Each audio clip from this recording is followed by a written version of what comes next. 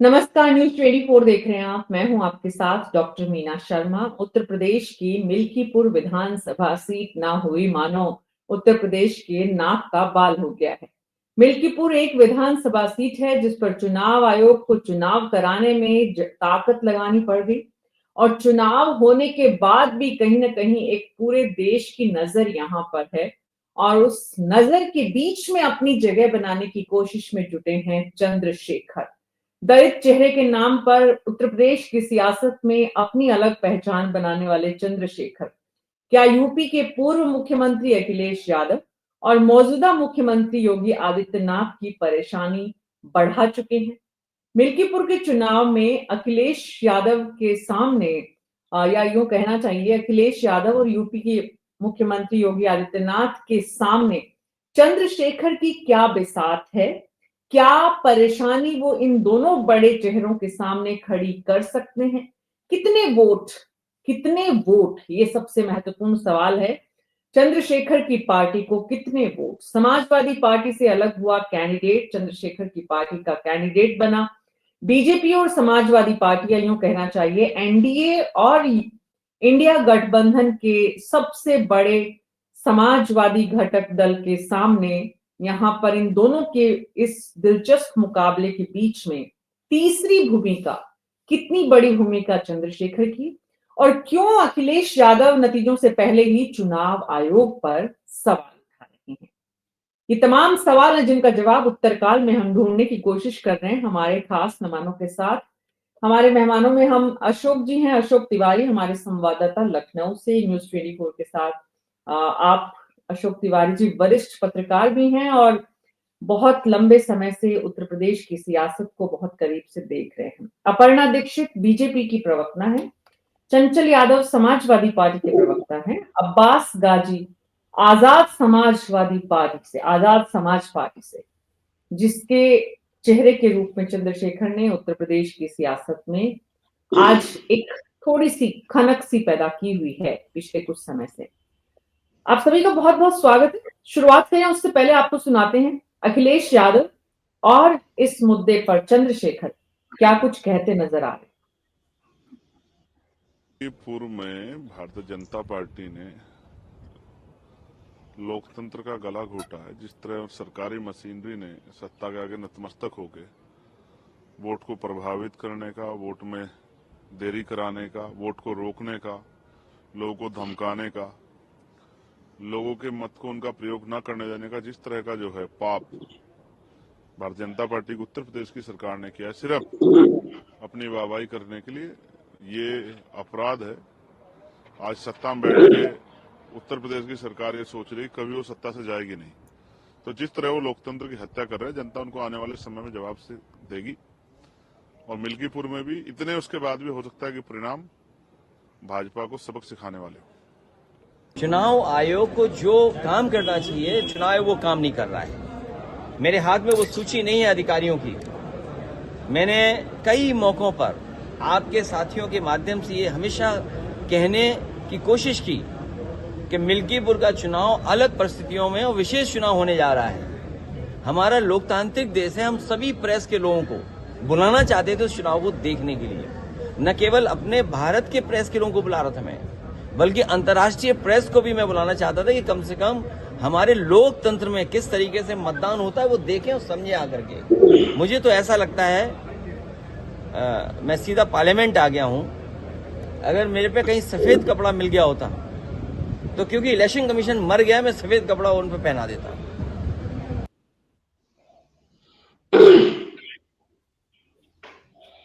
अखिलेश यादव के इस बयान को कितना गंभीरता से लेना चाहिए और उनके इन शब्दों पर कितना गौर करना चाहिए? यूपी पॉलिटिक्स में चंद्रशेखर पिछड़ों का कितना बड़ा चेहरा, 2027 की लड़ाई में क्या भूमिका, किसका खेल बिगाड़ेंगे और चुनाव आयोग सवालों के घेरे में क्यों है? अशोक तिवारी जी, सबसे पहले आपके पास आती हूँ। मिल्कीपुर में चंद्रशेखर के कैंडिडेट को कितने वोट उम्मीद करते हैं आप? देखिए, ये कहना तो थोड़ा सा मुश्किल है कि चंद्रशेखर रावण की पार्टी के जो उम्मीदवार हैं उनको वोट कितना मिलेगा, लेकिन इतना जरूर है कि ठीक उस वक्त जब मायावती ने मिल्कीपुर चुनाव से इनकार किया कि वो वहां पर अपना उम्मीदवार नहीं उतारेंगे, और उस दौरान आजाद समाज पार्टी के सिंबल पर चंद्रशेखर रावण ने समाजवादी पार्टी के पूर्व नेता सूरज चौधरी को अपना उम्मीदवार बनाया, तो उसने कहीं ना कहीं सभी को चौंकाया था कि क्या चंद्रशेखर रावण की पार्टी के भी कोई उम्मीदवार बाई इलेक्शन में उतर सकते हैं, क्या उनकी पार्टी बाई इलेक्शन लड़वा सकती है या नहीं।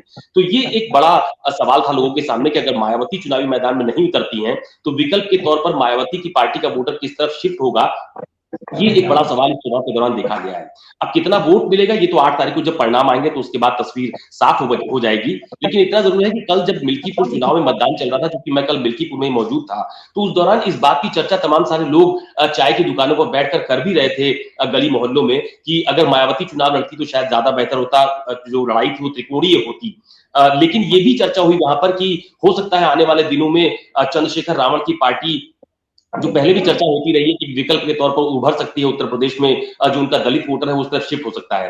हालांकि मायावती बहुत बड़े जनाधार की नेता है, उनकी तुलना किसी नई पार्टी से करना मुझे लगता है ठीक नहीं होगा, लेकिन इतना जरूर है कि बाई इलेक्शन लड़कर कहीं ना कहीं अपने जमीनी स्तर पर अपने वोट बैंक को मजबूत करने की कोशिश चंद्रशेखर रावण की तरफ से की गई है।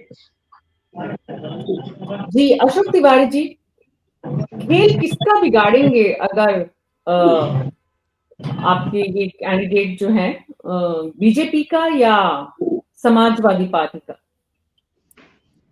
देखिए, अभी जो उत्तर प्रदेश में 9 सीटों पर बाई इलेक्शंस हुए थे, तो उस दौरान एक बहुत बड़ा सवाल खड़ा हुआ था कि जब मायावती ने तमाम सारी सीटों पर अपने उम्मीदवार उतारे, तो ये माना जा रहा था कि शायद इसका फायदा बीजेपी को मिल सकता है। जो पीडीए का एक बड़ा समीकरण समाजवादी पार्टी और कांग्रेस के गठबंधन ने उत्तर प्रदेश में खड़ा किया था, खासतौर पर लोकसभा चुनाव में जिसकी सफलता भी उनको हासिल हुई, तो शायद वो समीकरण मायावती के कैंडिडेट उतारने के बाद बिखर सकता है। हालांकि मौके मौके पर मायावती ने इस बात का खंडन भी किया है कि वो उनकी पार्टी, उनका उम्मीदवार उनके वोट बैंक के आधार पर चुनाव लड़ता है, वो किसी का वोट या समीकरण बिगाड़ने या जिताने के लिए वो चुनावी मैदान में नहीं उतरती है। लेकिन आपने जो सवाल किया ना कि किसको फायदा या नुकसान हो सकता है, ये एक बहुत बड़ा सवाल मिल्कीपुर के उपचुनाव को लेकर खड़ा हो रहा है कि मायावती का जो कोर वोटर है, क्योंकि मिल्कीपुर विधानसभा सीट आरक्षित सीट है, हम सब लोग जानते हैं, वहां से इस बार समाजवादी पार्टी ने अवधेश प्रसाद के बेटे को चुनावी मैदान में उतारा, वो पासी समुदाय से आते हैं। बीजेपी ने भी जो प्रबल दावेदार थे वहां पर टिकट के, बाबा गोरखनाथ, उनका टिकट काटा और उनकी जगह पर चंद्रभान पासवान को चुनावी मैदान में उतारा, वो भी पासी समुदाय से आते हैं। तो उत्तर प्रदेश की सियासत में खासतौर पर मिल्कीपुर की सीट, जो कि बीजेपी और समाजवादी पार्टी दोनों के लिए प्रतिष्ठा का सवाल बनी हुई है, उस सीट पर पासी बनाम पासी की एक सियासी लड़ाई हम लोगों ने विधानसभा के उपचुनाव के दौरान देखी है। अब चूंकि वहां पर सीधा मुकाबला बीजेपी और समाजवादी पार्टी के बीच ही देखा जा रहा है, चंद्रशेखर रावण की पार्टी वहां पर जीतने की स्थिति में नहीं है।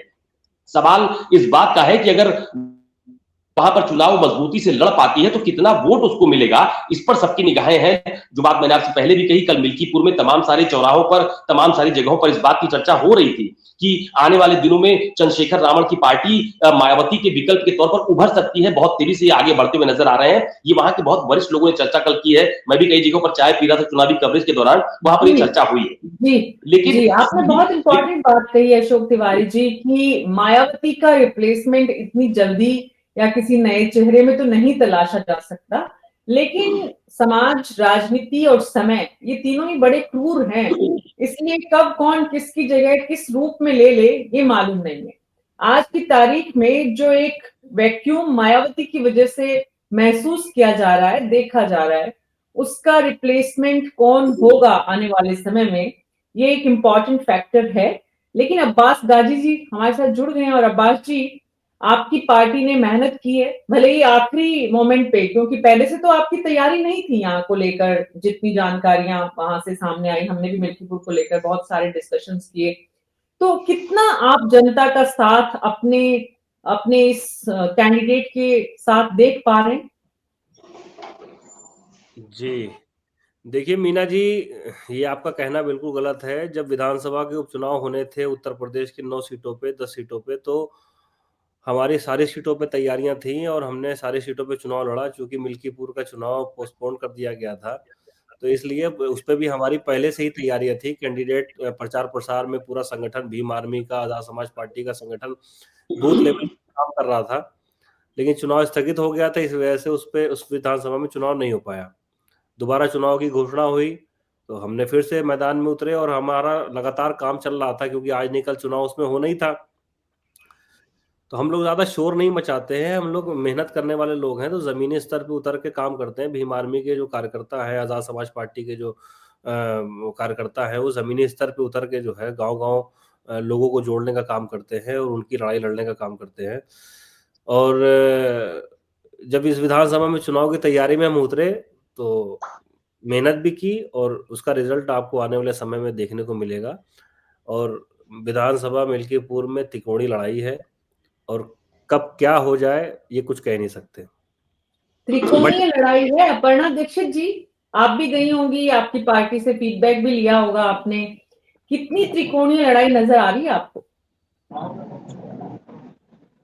देखिए, ये लोकतंत्र है और इसमें सभी को आगे आकर अपनी पार्टियों को आगे आकर बोलबाला साबित करना होता है। मैं ये कहूंगी कि जनता बहुत समझदार है मैम।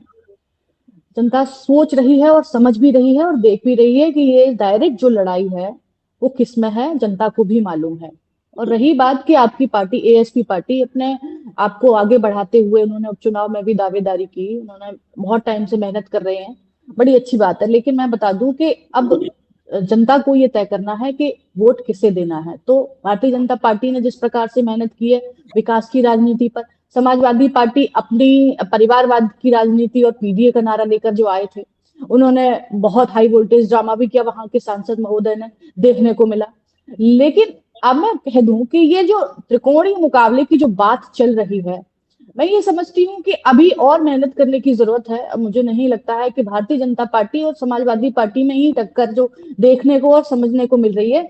हाँ, एक बात से मैं सहमत हूँ माननीय अशोक तिवारी जी की बातों से कि हाँ, बहुत तेजी से आप ग्रो कर रहे हैं, तो अच्छी बात है। लेकिन कंपैरिजन अगर मायावती से किया जाए तो भी बहुत जल्दबाजी हो जाएगी इस पर कुछ कहना। विरोध और वैसी राजनीति तो सभी करते हैं, लेकिन बड़ा अच्छा है कि आप आगे बढ़कर एक दूसरी पार्टी खड़ा कर रहे हो, समाज के लिए, अपने लोगों के लिए बोल रहे हो, बहुत अच्छी बात है। लेकिन अभी बहुत पीछे हैं, क्योंकि ये टक्कर है मिल्कीपुर में वो डायरेक्ट समाजवादी पार्टी और भारतीय जनता पार्टी से है। और भारतीय जनता पार्टी इसमें क्यों आगे है? क्योंकि इन्होंने देखा कि कितना एरोगेंस हुआ 2024 के बाद। समाजवादी पार्टी के कई एक लोगों ने कैसे कैसे बयान दिए हैं। आपने अयोध्या की बेटी के एक के साथ बलात्कार हुआ है तो आपने कहा था इंग्लिश में आई डोंट नो। ऐसे ही मैं आपको बता दूं, वही अब अवधेश प्रसाद यादव जी हैं जिन्होंने ये कहा था मिल्कीपुर इसी चुनाव में, हाई वोल्टेज ड्रामा करते हुए, और बहुत बड़ी एक्टिंग की, सबको दिखाया, एक भी आंसू नहीं गिरा उनका, और रो रहे थे महिलाओं की तरह, वो भी सबने देखा। आपने गलत इल्जाम लगाया माननीय योगी आदित्यनाथ पर कि आपको अपशब्द बोले गए, वो भी गलत है। आपने अपने संदर्भ में क्यों ले लिया उसको? दूसरा मैं ये बता दूं कि अब जनता को परिवारवाद से ऊपर उठकर विकासवाद चाहिए, और जनता भी जान रही है कि समाजवादी पार्टी अपने आप में कितना बड़ा परिवारवाद, अब अगर वो उनकी सरकार होती है तो कितनी मिनिस्ट्री उन्हीं के परिवार में रहती हैं।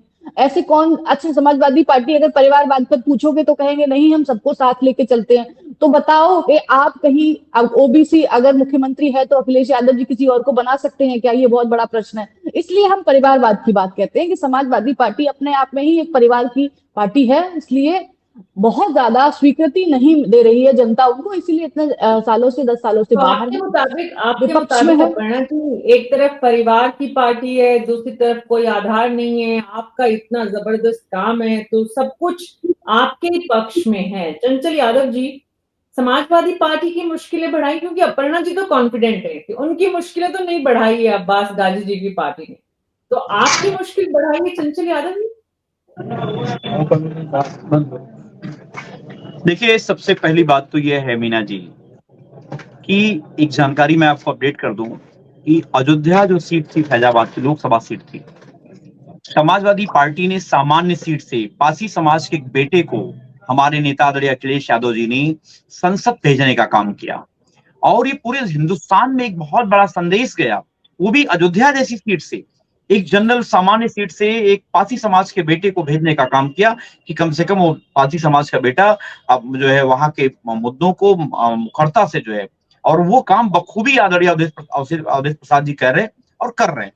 अब आता हूं मैं इनके परिवारवाद की, जो अपर्णा दीक्षित जी, अपर्णा जी से मेरा एक बड़ा विनम्र सवाल है कि कम से कम इतनी बात तो जरूर बता दो मुझे, हिंदुस्तान में बीजेपी के जितने भी नेता हैं जो राजनीति कर रहे हैं, जिनके पुत्र हैं, जिनके बाल बच्चे हैं, वो सब के सब राजनीति में, जितने भी नेता मीना जी, चाहे वो कल्याण सिंह के हों, पुत्र और पौत्र दोनों राजनीति में, एक सांसद है, एक पौत्र मंत्री है उत्तर प्रदेश सरकार में। राजनाथ सिंह जी की बात कर लीजिए आप, मतलब एक दो नहीं, जितने भी नेता जिनके पुत्र पौत्र हैं वो सबके सब राजनीति में। तो बीजेपी का एक खोखला जो परिवारवाद का जो नारा है, ये परिवारवाद के बारे में शायद डेफिनेशन सही से नहीं जानते, तो कम से कम इनको बोलने का अधिकार नहीं है। दूसरी बात मैं आता हूं, आपको याद होगा अभी हमारे आदरणीय अमित शाह जी के पुत्र हैं जो बेचारे बैट भी नहीं सही से पकड़ पाते हैं, कैसे बल्ला घुमाते हैं, ना दो शब्द सही से इंग्लिश बोल पाते हैं, लेकिन वो बेचारे बीसीसीआई के चेयरमैन है। और तो वही है सैया भय कोतवाल, वही कहानी है, मैं उस पर नहीं आना चाहता। लेकिन एक बात जरूर है, आज के समय में भारतीय जनता पार्टी के पास बताने को कुछ नहीं है। अगर हम बात करें मुख्यमंत्री जी के, प्रधानमंत्री जी के भाषणों को सुनिए आप, तो केवल और केवल लफ्फाजी जुमलेबाजी है, इनके पास कोई एजेंडा नहीं विकास का है। मैं आपके चैनल के माध्यम से चैलेंज करता हूं कि मुख्यमंत्री जी विकास के नाम पे वोट मांग लें। विकास के नाम पे विकास सब तो इनसे कोई निकलता ही नहीं है। इनका बस एक काम है कि भाई से भाई को लड़ाओ, जाति को जाति से लड़ाओ, धर्म को धर्म में लड़ाओ, बांटो और राज करो। ये अंग्रेजों के चेले चपाटे हैं। इनका बस एक सिद्धांत है कि अंग्रेजों से सीखते हुए लोग हैं, ये अंग्रेजों के अधूरे सपनों को आदरणीय मुख्यमंत्री जी, आदरणीय प्रधानमंत्री जी और आरएसएस की जो विचारधारा है उसको पूरा करने का काम कर रहे हैं। जो अंग्रेजों ने सपना देखा था कि हम भाई हिंदू मुसलमान को लड़ा करके जो है डिवाइड एंड रूल, बांटो और राज करो का काम करेंगे, यही काम बीजेपी करती आ रही है। अब मैं आता हूं मिल्कीपुर के ऊपर। मिल्कीपुर में तकरीबन 272-73 शिकायतें चुनाव आयोग तक पहुंचाई गई। अमूमन एक विधानसभा में 350 पौने 400 जो है आपके बूथ होते हैं। तो आप सोचो 272-73 बूथों पे आप सोचो शिकायत पहुंच रही है, उसके बाद भी चुनाव आयोग जो है मूक दर्शक बना देख रहा है, तो उसको मृत आत्मा हो चुकी है। चुनाव आयोग का जमीर मर चुका है, उसको कुछ बोलने को नहीं रह गया है। अगर हम बात करें, आज आप देखो वोटर लिस्ट कटिंग से लेकर के आप चाहे कोई भी सेक्टर देख लो, चुनाव आयोग एक शब्द बोलने का काम नहीं करता है। लेकिन जहां पे बीजेपी को जिताने का सवाल है, जहां पे बीजेपी का नुकसान होगा, वहां फ्रंट फुट पे आकर के जो है हमारे चुनाव आयोग के जो है जो पीसी करते हैं तो शायरी भी पढ़ने लग जाते हैं। वो देखने को मिलता है, सबको, हर कोई जानता है। लेकिन आज के समय में आज उत्तर प्रदेश महिला अपराध में नंबर 1 है, कस्टोडियल डेथ में नंबर 1 है। सबसे ज्यादा एनएचआरसी के नोटिस अगर किसी सरकार को मिल रहे हैं अपर्णा जी, तो उत्तर प्रदेश सरकार को मिल रहे हैं, वो आपको नहीं दिखाई देगा। लेकिन एक बात मैडम 10 सेकंड में कर, आपकी भी सरकार हमने देखी थी, मौका तो जनता ने आपको भी दिया था चंचल जी। एक ही एजेंडा पर काम करते हैं। नहीं, मैं सरकार को किसी भी रूप में कोसने का मौका नहीं छोड़ते हैं। विपक्ष में है आप, आपकी जिम्मेदारी है, लेकिन आप मेरा सवाल ठीक से नहीं सुने। मैं आप लोगों से, सब प्रवक्ताओं से बार बार निवेदन करती हूँ, कोशिश करिए विषय पर बने रहे। विषय आज ये है कि वाकई में त्रिकोणीय मुकाबला है या फिर एक खनक, एक कोशिश, एक उपस्थिति दर्ज कराने का प्रयास भर है। अशोक तिवारी जी, दोनों में बहुत फर्क है। अशोक तिवारी जी, त्रिकोणीय मुकाबला कहना या फिर बीजेपी और समाजवादी पार्टी के खेल को बिगाड़ने का एक छोटा सा प्रयास, वो कितना छोटा है कितना बड़ा है वो भी किसी को नहीं पता। मीना जी, एक्चुअली में जो बात मैं इनकी अपर्णा जी की बात आई थी, मैंने उसका जवाब दे रहा हूं, उसके बाद आऊंगी चंचल जी आपके पास वापस। ठीक है। देखिए मीना जी, जहां तक मिल्कीपुर विधानसभा सीट के उपचुनाव की बात है तो वहां पर कोई भी त्रिकोणीय लड़ाई सामने नहीं नजर आ रही है। वहां पर सीधी लड़ाई समाजवादी पार्टी गठबंधन बनाम बीजेपी की नजर आ रही है। आपने देखा कि दोनों ही दलों की तरफ से बहुत ज्यादा ताकत लगाई गई है। मुझे लगता है कि मुख्यमंत्री योगी आदित्यनाथ किसी भी बाई इलेक्शन में इतनी बार किसी जनपद में नहीं गए होंगे जितना दौरा उन्होंने इस बार मिल्कीपुर में किया है। 8 बार मुख्यमंत्री ने दौरा किया है मिल्कीपुर विधानसभा सीट का। सरकारी आयोजन किए गए, संगठन की बैठक की गई, जो नाराज थे उनको मनाने की कोशिश की गई।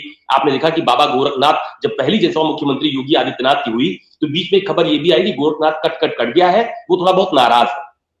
तो पहली जनसभा का जो संयोजक था वो बाबा गोरखनाथ को बनाया गया, उस सभा के संयोजक थे वो। काफी बड़ी भीड़ भाड़ इकट्ठा हुई थी। 8 बार मुख्यमंत्री ने दौरा किया, 40 से ज्यादा विधायक लगाए, 6 से ज्यादा मंत्री लगातार वहां पर कैंप कर रहे थे। चुनाव के 2 दिन पहले उन्होंने जनपद अयोध्या छोड़ा है।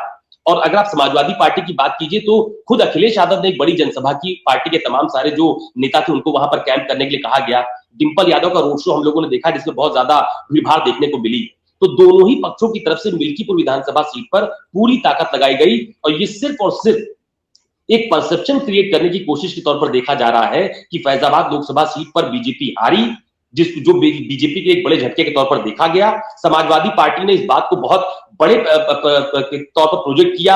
आपने देखा कि पार्लियामेंट के भीतर अखिलेश यादव ने ज्यादातर जगहों पर अवधेश प्रसाद जी को अपने बगल में रखा, संविधान की पुस्तक लेकर दोनों अगल बगल चलते हुए दिखाई दिए। और कल भी मिल्कीपुर में यही बात चर्चा का विषय बनी रही, यानी जो जमीनी मुद्दे किसी भी चुनाव में होते हैं कि बिजली, सड़क, पानी, खेती, किसानी, खाद, या ऐसी कोई चर्चा मिल्कीपुर में बहुत ज्यादा नहीं रही। वो चर्चा के लिहाज से हो सकती है। मेन चर्चा ये रही कि फैजाबाद लोकसभा की सीट बीजेपी हार गई थी, कैसे भी करके मिल्कीपुर विधानसभा सीट जीतनी है। और जो एक परसेप्शन बना कि पीडीए एकजुट हो गया, उसने बीजेपी को हरा दिया, उस मिथ को तोड़ना है, ये बीजेपी की तरफ से कहा गया। और समाजवादी पार्टी ने भी अपनी पूरी जोर आजमाइश मिल्कीपुर में सिर्फ इसलिए की कि उनका जो परसेप्शन बना कि पीडीए एकजुट है, पीडीए ने बीजेपी को हराया, पीडीए ने एनडीए को हराया, तो वो मिल्कीपुर विधानसभा सीट जीतकर ये मैसेज देना चाहते हैं कि लोकसभा चुनाव कोई मिथ नहीं था, कोई एक भ्रम नहीं था कि तुक्के में जीत गए। जी हमने सबको सामने किया, सबको एक साथ लेकर चले, तब विधानसभा चुनाव, लोकसभा का चुनाव जीते। बिल्कुल अशोक तिवारी जी, एकदम साफ स्पष्ट समझ में आता है कि ये चुनाव दरअसल इन दो समाजवादी पार्टी और बीजेपी के बीच में है। और इस चुनाव की जो हेडलाइंस है, जो सुर्खियां हैं, इस चुनाव की जो अहमियत है, ये जो नाक का बाल बना हुआ है, ना सिर्फ समाजवादी पार्टी के लिए बल्कि खुद मुख्यमंत्री अखिलेश यादव के लिए, लोकसभा का परसेप्शन भी तोड़ना है, तो पीडीए का एक नारा जो है उसे भी खत्म करना है। तो अयोध्या जैसे लोकसभा क्षेत्र में, वहां पर अगर मिल्कीपुर में विधानसभा सीट अगर एक बार फिर से, मतलब इसीलिए तो एक सीट पर चुनाव कराने का फैसला चुनाव आयोग को लेना पड़ा। भले ही कितना ही चुनाव आयोग सवालों से बचे, लेकिन इतिहास में दर्ज तो होगा कि चुनाव आयोग की यहाँ क्या भूमिका रही, किस तरह से उन्होंने एक सीट के लिए ताकत लगाई है, किस तरह से उनको चुनौतीपूर्ण उनके लिए एक सीट ये बन गई है। लेकिन इस बीच में अगर अब्बास गाजी जी की पार्टी चर्चा का विषय बन गई है, तो इतना ही काफी है अब्बास जी? चर्चा में बने रहने के लिए हम राजनीति करने नहीं आए हैं, हम समाज की लड़ाई लड़ने के लिए आए हैं, समाज पे हो रहे अत्याचार अन्याय के लिए आवाज बुलंद करने आए हैं।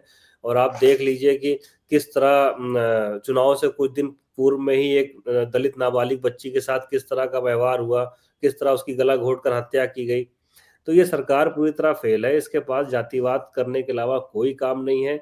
इन्होंने सिर्फ हिंदू मुसलमान करके अपने आप को आगे बढ़ाने की कोशिश की है। और जिस तरह से मिल्कीपुर के अंदर, मैं आपको दावे के साथ कह सकता हूं कि मिल्कीपुर के अंदर हम लोग बहुत मजबूत उपस्थिति दर्ज कराने के लिए तैयार थे। कितना वोट मांगते हैं आप, कितने वोट मांगते हैं अब्बास गाजी जी?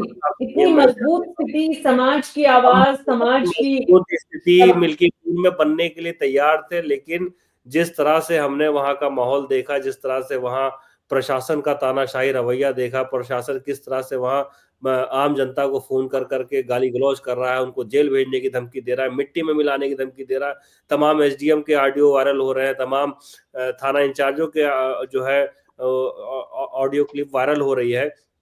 तो इससे क्या जाहिर होता है कि भारतीय जनता पार्टी पूरी ताकत लगा दिया है उसने, और वो चुनाव नहीं लड़ रही है मिल्कीपुर और इससे समझ में आता है अब्बास गाजी जी, आपके स्टेटमेंट से समझ में आता है कि आपको कितने वोट मिल रहे हैं। आप अंदाजा लगाया जा सकता है, एक समझदार राजनीतिक विश्लेषक या राजनीति में दिलचस्पी रखने वाला व्यक्ति समझ सकता है।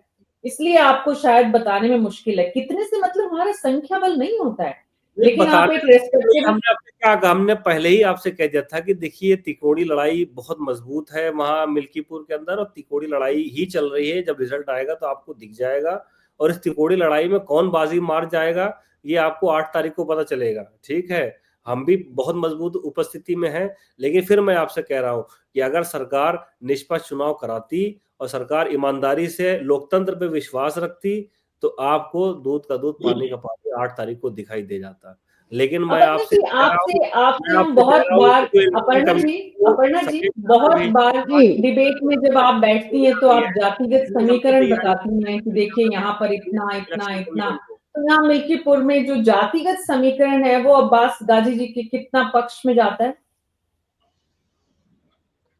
देखिए मैम, अभी जैसा मैंने, आप पहला सवाल जैसे आपने किया था वही सेम टू सेम आपका वही सवाल है। मैं कह रही हूँ कि एक संघर्ष कर रहे हैं वो, और तीसरी त्रिकोणीय मुकाबला तो है ही नहीं, ये आपको भी पता है, मुझे भी पता है, और वहां की जनता को भी पता है।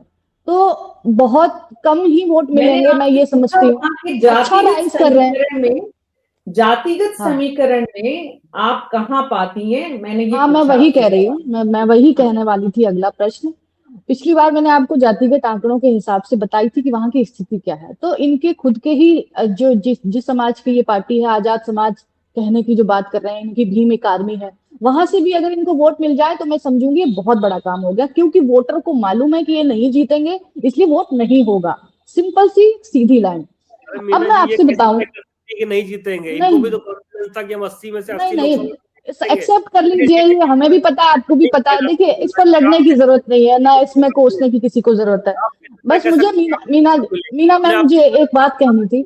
मुझे हमने एक तो बात आपको ये कहनी है बताया कि आप कि चुनाव हार गए। अगर मुझे, अगर भारतीय जनता पार्टी होते तो वोट हुए, कैसे मिल जाएंगे आप अगर बताइए? भारतीय जनता पार्टी होते हुए, हाँ हाँ, अच्छी बात है, अच्छी इसका बात। मतलब कि आपने वोट की डकैती की है, आप अब्बास जी कॉन्फिडेंस जब आप नहीं बोल रहे थे तो अपर्णा आपके जी बीच में हिसाब नहीं से बोल रही थी।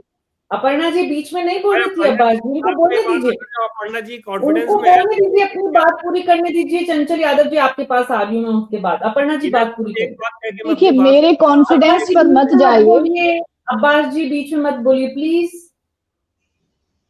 देखिए, कॉन्फिडेंस तो इसलिए है क्योंकि काम किया है, और आप भी काम करोगे तो आपको भी कॉन्फिडेंस आना चाहिए। लेकिन आप त्रिकोणीय मुकाबले में कहीं फिट नहीं हो रहे हैं। मैम ने प्रश्न पूछा, मैंने जवाब दिया, और सटीक आकलन करके जवाब दिया। हर व्यक्ति को ये बात मालूम है आज की डेट में कि वहां कोई त्रिकोणीय मुकाबला नहीं है।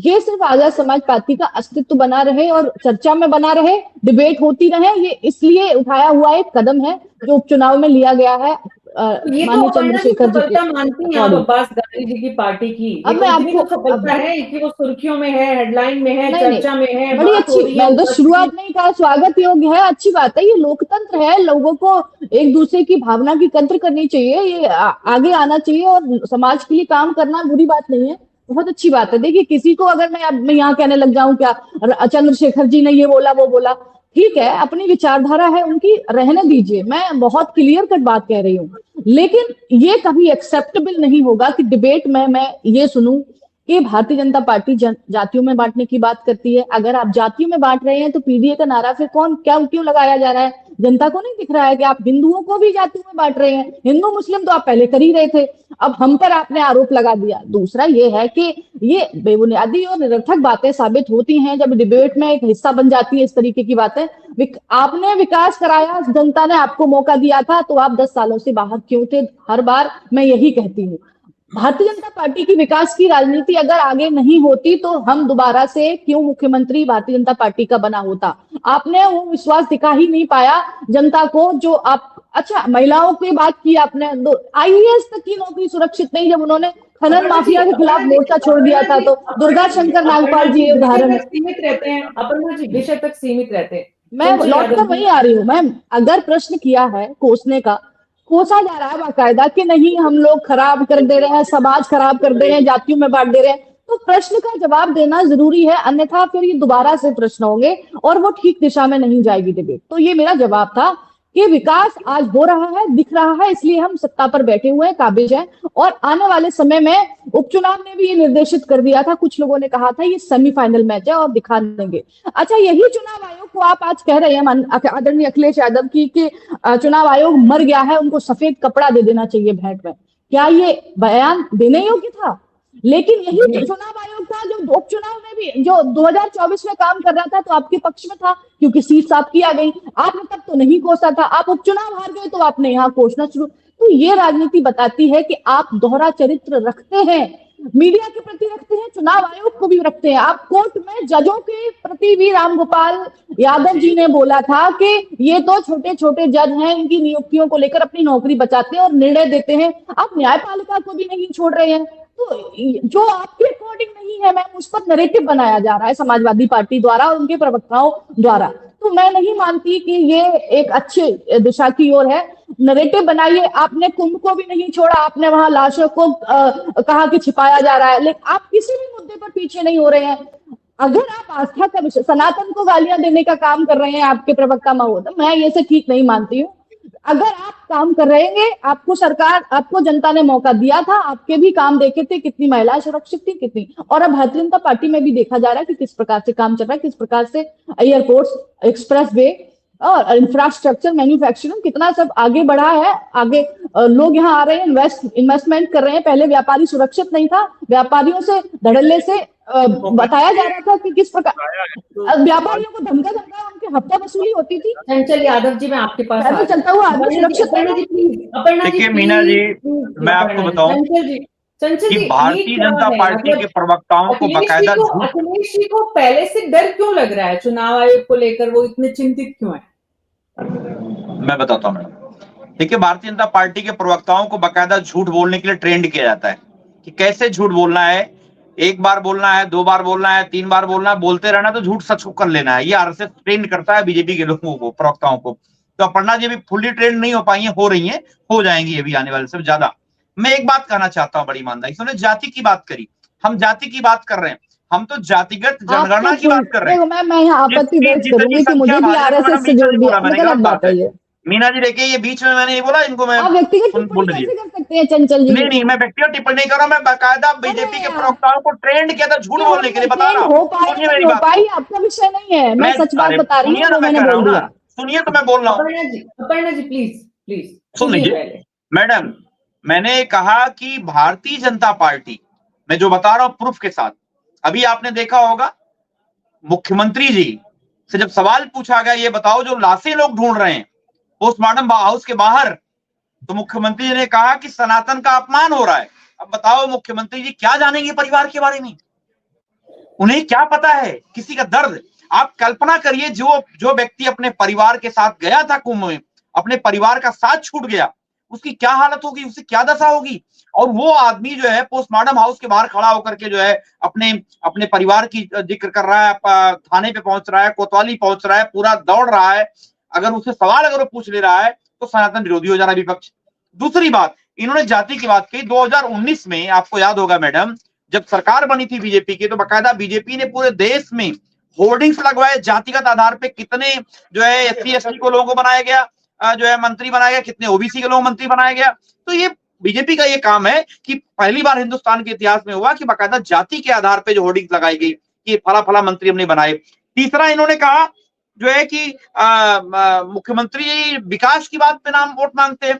मुख्यमंत्री जी कोई विकास नहीं करते हैं, उनके हाथ में विनाश की रेखाएं हैं। और मैं आपसे एक बात बता दूं कि जो है आज के समय में अगर आप देखिए मैडम कि अगर मैं सवाल पूछ लूं, लखनऊ के अंदर अगर एक भी इन्वेस्टमेंट आया हो, एक भी व्यक्ति को रोजगार मिला हो, अपर्णा जी मैं चैलेंज करता हूँ, एक भी व्यक्ति को हम लोगों ने SCL के माध्यम से 12,000 एम्प्लॉय को नौकरी दी है, लूलूमॉल आया, मेदांता आया, लाखों की संख्या में लखनऊ में रोजगार दिया गया है। लेकिन एक कोई बिल्डिंग बता दो जिसका मुख्यमंत्री ने शिलान्यास किया हो, जिसका उद्घाटन किया हो, केवल झांसेबाजी जुमलेबाजी है। चंचल जी पिछड़ों का चेहरा चंद्रशेखर बनने की कोशिश कर नहीं, इन्होंने विकास की बात की, मैंने बताया कि मुख्यमंत्री के हाथ में विनाश की रेखाएं हैं मैडम, इनके हाथ में विनाश की रेखाएं, केवल विनाश करना है।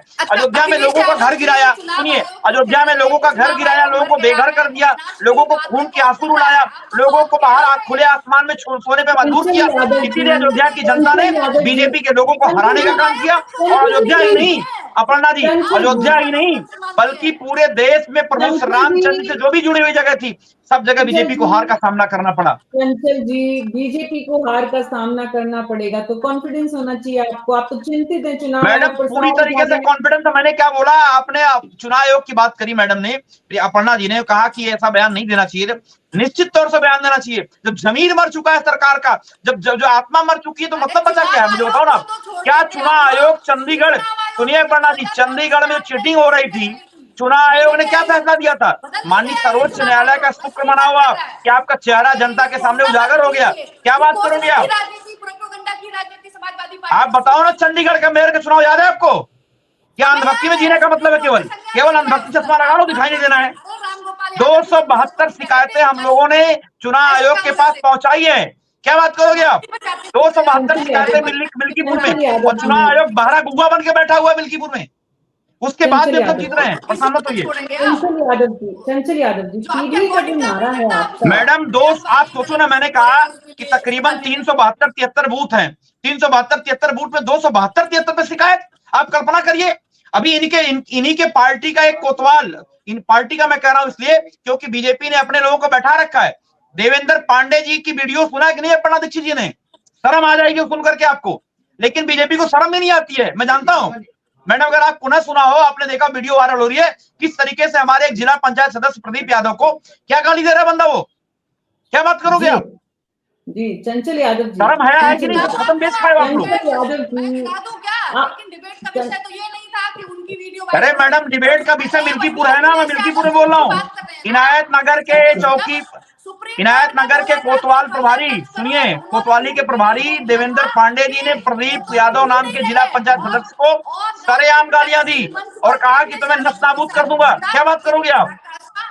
आपने समाजवादी पार्टी का दूसरा नाम गुंडागर्दी की पराकाष्ठा था भाई साहब। अरे गुंडागर्दी, सुनिए अपर्णा दीक्षित जी, आपने नाम सुना है धनंजय सिंह का, आपने नाम सुना है ब्रजभूषण शरद सिंह का, चिंटू पिंटू रिंकू, पता नहीं कितने आपके माफिया हैं, एक भी नाम ले लोगे अपर्णा जी ना, अगले दिन प्रवक्ता पद से हटा दिए जाओगे आप। मुझे पता है मुख्यमंत्री के सजाती लोग जिसको चाहते हैं उसको पिटते हैं, जिसको चाहते हैं उसको बेइज्जत करते हैं। आपको याद हो योगेश वर्मा का नाम, बीजेपी का विधायक, पब्लिक प्लेस पे लग किया गया। अपर्णा जी, पब्लिक प्लेस पे बीजेपी के लोगों ने मारा, अवधेश सिंह ने मारा और बकायदा उसका सम्मान समारोह कराया बीजेपी ने, याद है? मैं याद दिलाऊं आपको? अच्छा आपको शर्म आ जाएगी, मैं जानता हूं। ठीक है, ठीक है। आपके पुराने पाप सामने आ जाते हैं। मीना जी, ये गुंडों की सरकार है, ये अमृतकाल नहीं विश्वकाल की सरकार है, और ये महाजंगल राज है, जंगल राज नहीं, योगी जी के शासन में महाजंगल राज है, और हिसाब होगा। चंचल जी, जितने आरोप आप लगा रहे हैं, जनता उस पर कितना रिएक्ट किस तरह से कर रही है? आप जो कह रहे हैं वो विपक्ष की भाषा है या आम आदमी की अच्छा भाषा? मैडम, ये बताओ, डंका पति का डंका बज रहा है पूरी दुनिया में, आप बताओ इससे बेशर्मी वाली बात क्या होगी? लोगों के पैरों में बेड़ियां जकड़ के लोग आ रहे हैं एयरपोर्ट पे। अरे चुल्लू भर पानी में डूब मरो भाजपाइयों, आपने देश का क्या हालत बना के रख दिया है? बहुत बहुत शुक्रिया, बहुत बहुत पूरी दुनिया में ऐसा हुआ था कभी क्या कि हमारे हिंदुस्तानियों के पैरों में बेड़ियां बांध के भेजा जाए? कुल मिलाकर जो बात समझ में आ रही है, यूपी पॉलिटिक्स में चंद्रशेखर एक नया चमकता हुआ सितारा बनने की कोशिश कर रहे हैं। उस कोशिश में अभी उन्हें बहुत लंबा सफर तय करना है। मिल्कीपुर पर क्योंकि पूरे देश की नजर है, इसलिए उन्होंने अपनी जगह बनाने की इस कोशिश में एक हाथ मारा है। इस हाथ मारने में उनको कितने वोट मिलते हैं, ये मुकाबला जो बीजेपी और समाजवादी पार्टी के बीच सीधा सीधा है, इसमें कितने वोटों में सेंध लगाते हैं। लोकतंत्र में एक वोट से सरकार भी चली गई है इस देश में वाजपेयी जी की, और एक वोट से सीपी जोशी राजस्थान के जो पूर्व विधानसभा के अध्यक्ष हैं, वो अपना विधानसभा का चुनाव भी हार गए थे। जहां एक एक वोट की कीमत होती है, वहां पर चंद्रशेखर की पार्टी कितने वोट लेती है और उससे कहां सेंध लगती है, कम से कम ये एक विषय चर्चा का जरूर बना है। आने वाले दिनों में दलित राजनीति का कितना बड़ा चेहरा चंद्रशेखर बन पाएंगे, इसकी शुरुआत उन्होंने यहां से की है। 2027 तक उन्हें लंबा सफर तय करना है और इस बीच में राजनीति कहां कैसे करवट बदलती है, ये भी देखना है। अभी तो इंतजार कीजिए मिल्कीपुर के परिणाम का, बहुत बड़ा प्रतिष्ठा का प्रश्न है। न्यूज़ 24 पर अभी मेरे साथ इतना ही। नमस्कार।